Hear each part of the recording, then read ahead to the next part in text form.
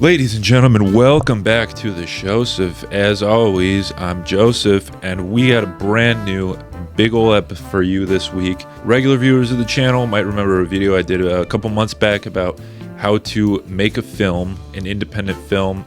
Well, this week I'm going to expand upon that a little bit more. I'm going to tell you how to write a script. Now we're just going to start with short film scripts, because that's a bit easier, and I think that at the budget that you're working at, you're probably going to be more eligible of creating a short film rather than creating an entire feature film. A lot of people want to jump straight into the feature, and I think that could be good for experiment or for a project. If you're in school, probably a lot of people already have their feature scripts, or you have something in mind you want to write for your feature. But this one, we're just going to focus on how to write your shorts. Some advice I received around making short films was to try and stick to one location, and that's something that in some of the more recent ones I've made in the past few years, I've tried to stick with just one or two locations, maybe an intro scene that's like a different location that kind of sets up the action of the rest of it. But it's a lot easier if you just stick to one location. You only have to find a space for maybe a couple hours. You don't have to go here and then go here and then go like drive all over. You don't have to book different studio spaces or different restaurants. You don't have to go here, like spend all this money finding different places, location scouting, all of that. If you have a green screen, you could just use your green screen. Just stick with just one room scene. I think it'll make the production a lot easier, and it's a nice challenge if you're trying to come up with, the next big thing. Just bring it down a little bit and just stick to a one-room story. I promise you, it will be a lot easier to write if you just stick to one setting.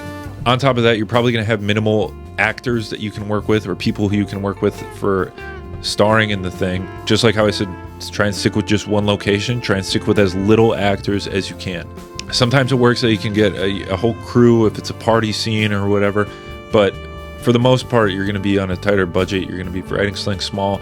Try and stick with as few characters as you can, and chances are you probably don't have a lot of people you're going to be filming with anyways. Like for a lot of the projects I've shot, I've had the cast and the crew members interchange as people helping with the crew, people starring in the thing. It's just how it goes sometimes. It makes it a lot easier, especially if you're on a tight schedule, you're on a tight budget. Just try and stick with as few characters as possible. And again, it's a nice writing exercise. Can I write a short story that takes place in one location with minimal characters, rising action, a climax, and then a lowering action, which brings me to the script, the story itself. So the story itself, it has to follow the typical story, whatever the hero's journey, whatever the story arc is. You need a rising action, a peak, a concluding action, and then a conclusion. This is typical story structure. I'm not like a story expert. I'm not like a screenwriting expert. There's videos out there you can find that explain stories and how stories work and why stories are written certain ways. But if you want to keep your viewers hooked to that story, you need to have that rising of the tension. You need to have the peak, the climax, the scene that the whole short is kind of built around, and then some sort of a conclusion. Whether it's a cliffhanger, or if it's, which a lot of short films do, or if it's some sort of just, everything is tied up by the end of it. That is the typical story structure that you'll see, not just in short films, but in most films, like most stories overall. If you know a story, this is elementary stuff. You probably already know this. I'm just trying to help you out, write your fucking script. So we're going to stick to one location. We're going to stick with minimal actors. We're gonna write in the story format of the climax and the concluding action, and then. So what a lot of people will say to do is, if you already have your feature-length script that you want to write, something like the Damien Chazelle did for Whiplash, is you take whatever a big scene, whatever a big important scene, maybe a rising action scene, or even the climax scene itself, and you turn that scene into the short film. Like I said, famously, this is what Damien Chazelle did for Whiplash. He shot a scene. He shot the first scene of Neiman playing in the band with the rest of the band, and J.K. Simmons is there, and he throws a chair at him.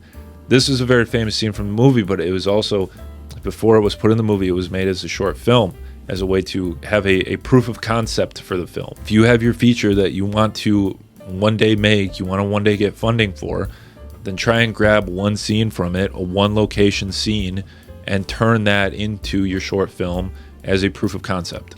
The other thing you could do is just go full experimental and just make like a weird, crazy shit that it's gonna stand out.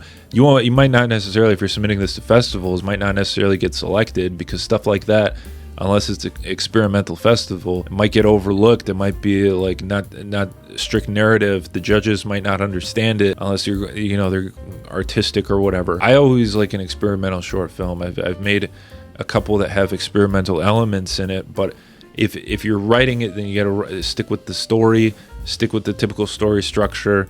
But I mean, I think you kind of know where you want to take your story, so you'll have to figure that out in the writing process.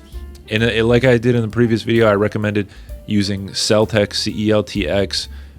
You can sign up and get free scripts to write on that site. This isn't sponsored by them. This is what I use, and it gives you all the keystrokes of what keys to use for the different formatting. So when you do the action, and then the dialogue, and then the character names, and the intros, and the title, all of that, it sets it all up for you. It has a nice guide.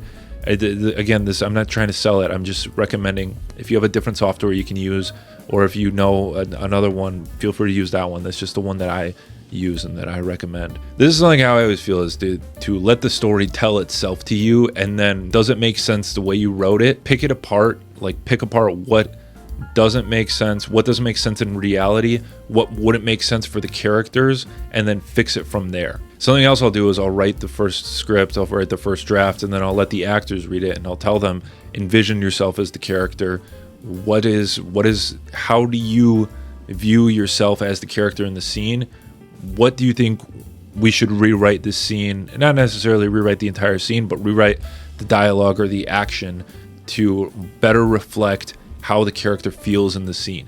If you want to get really like integrated with your actors, that's a good way to do it, because then they feel partially responsible for the character, because now they're inventing the character with you, and they're creating whatever actions the character has, the way the character thinks. They have a better understanding of it because they have a part in writing that character with you.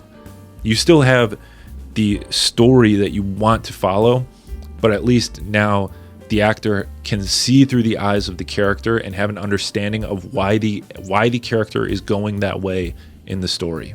Another part of that is like, don't feel self-conscious about it. I know a lot of short films, because I watch a lot of them, there are weird things about short films. It is weird making them. A lot of them are like weird horror things or sex things, or it feels like it can be exploitative, or it can be uncomfortable to have someone shoot scenes like this. As long as, I think you have to go into it with the right intentions. You have to, speak to yourself and think, what is the reason I'm writing this story this way, or why am I writing the characters this way? Is it because I just want to watch these actors get naked for the film, or is it because it's for the story purposes? Everything needs to just be justified in the story. So if you have like bloody fight scenes, or sex scenes, or something that feels unnecessary and could seem exploitative, like, as long as it makes sense in the script, don't feel self-conscious about it. It's going to be awkward. Have someone on the set, the whatever they call the role, the person, the intimacy coordinator, to help out and make sure everyone's more comfortable with things. But you don't have to feel uncomfortable for writing a script the way it comes to you. And then I'd say the last thing is to make sure that the dialogue and the actions are natural enough. Like I was saying, have the actors read it, tell them to put themselves in the shoes and see if it works for them. What you don't want is actors showing up not prepared or not really understanding the script and then having to figure it out the day of. Like, that's never works. It's just gonna be a waste of time and a lot of arguing and a lot of misunderstanding, or it could lead to shots. If it's a dialogue, the shots, people could be having two different understandings of the scene between the two shots, and it might look weird. So you just need to make sure that everyone is on the same page with the script, and everybody has, at the very least, memorized or are able to quickly get the lines the way you want them said. So hopefully this helps if you're writing a story or you're writing a script and you're struggling and you can't figure out how you want to tell the story, or you can't figure out what format you want to tell the story, or how does things get here, or maybe you want to write it a certain way and you're having your second doubts about it. Just write the story the way it's supposed to be. Get some people involved, have them read through it. Everybody's worried, oh, if someone reads it, they're going to steal my idea. No one's going to steal your idea. And if someone does, then just come up with a new idea and then just post nonstop on the internet about how they stole your idea. This is what we do now in 2026. I hope you write a good thing, and if you want to send it to me, I would love to read it. Thanks for watching this week's episode, and I'll see you next time. Big peace.